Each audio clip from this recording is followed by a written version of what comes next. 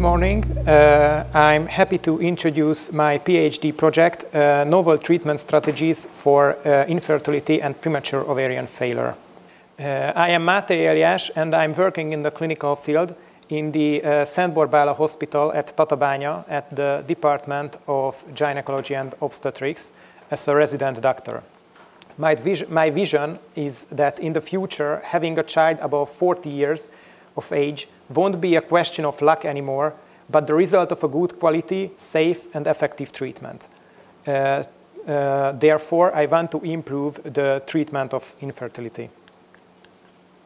Wrong direction. At the moment, we have two ongoing projects, both of them in connection with the PRP treatment of the ovaries. My first project is a meta-analysis to collect and evaluate the so far existing data in this field. Nowadays, as the intention of having the first child prolonging to a more and more mature maternal age, the specialists of assisted reproduction have to face the increasing challenge to treat patients with diminished ovarian reserve. IVF is the most preferred treatment from these patients.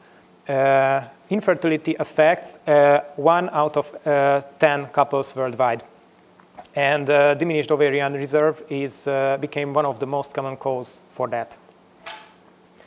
As the graph shows, after the age of 40, the fertility of a woman decreased rapidly at the age of 45 to gain a conception with their own oocytes. The chance of that decrease under 1%, even with the help of IVF. The only treatment available for these patients is the oocyte donation, but for obvious reason, this is not acceptable all of these couples.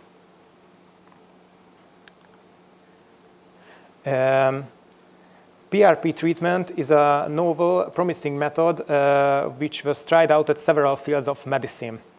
In human and animal studies, the level of AMH increased and the level of FSH decreased after the ovarian administration of PRP, promising an ovarian rejuvenation. In several studies, some patients with very poor prognosis was able to conceive spontaneously after the administration of PRP. Despite these early successes, currently, PRP treatment of the ovaries is not widely accepted in the clinical practice. Our aim is to understand the effect of PRP treatment and to protocolize this treatment. Our clinical question is, does the PRP treatment of the ovaries increase the rate of biochemical pregnancies? Our patients are the fertile age women with diminished ovarian reserve, and our outcome is the biochemical pregnancy rate. We also want to investigate several major fertility parameters like AMH, FSH, and atrial follicle count too. Our clinical implication is that with the help of the PRP treatment, we can help infertile couples to having a baby. We conducted a systematic search in these 5 databases with this search key. After the duplication removal and the title and the abstract selection, we are working on the full text selection right now. In my second project, we want to conduct a randomized control trial to evaluate the effect of PRP treatment of the ovaries. During the literature search of my first project, I realized several interesting things in the literature of this field. First of all, there is no published there is no published randomized control trial so far, despite the fact that almost every article emphasized that there's a big need for that in this field. The so far existing articles can give us only moderate level of evidence because of their study design and because of the few patients treated with that therapy. The other interesting thing is the timing of the PRP. How much time should pass between the administration of PRP and the IVF treatment after that? I found only one article in this question, which dealt with this question, but it had several limitations. Or PICO is very similar, just like at the previous topic.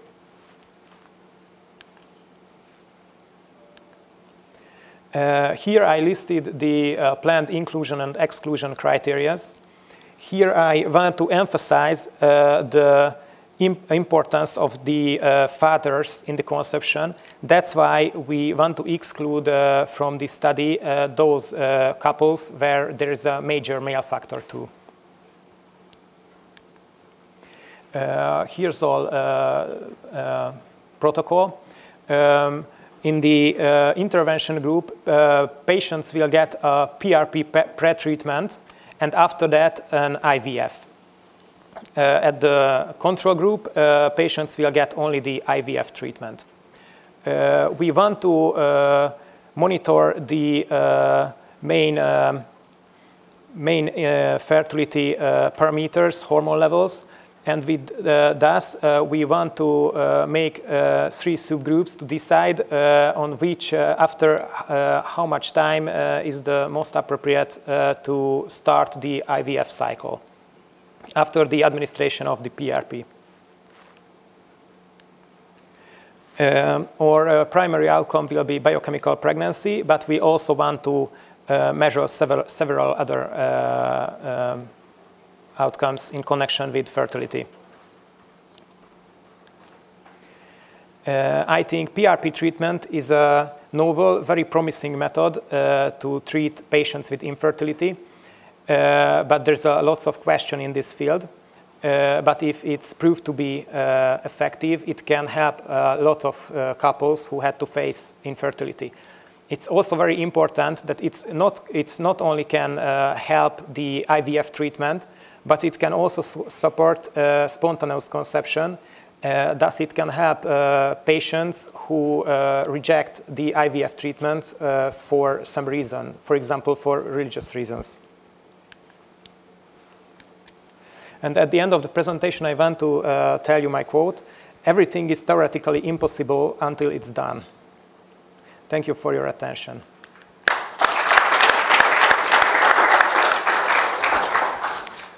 Thank you for your presentation. I'm Anett Szabó, and I wanted to ask you about the first topic. Can we go back to the graph?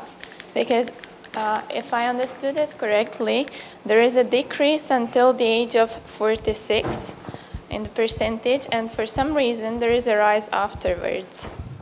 In fact, this graph is from the results of one of the IVF centers from Chicago.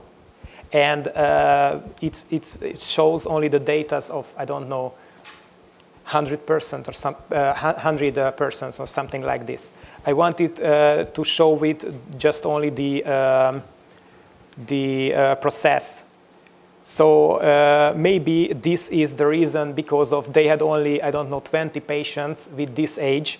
And that's why it makes a small mistake at the end in the average. Because it's very misleading that it seems like their fertility parameters improve after the age of 46. Their chances improve.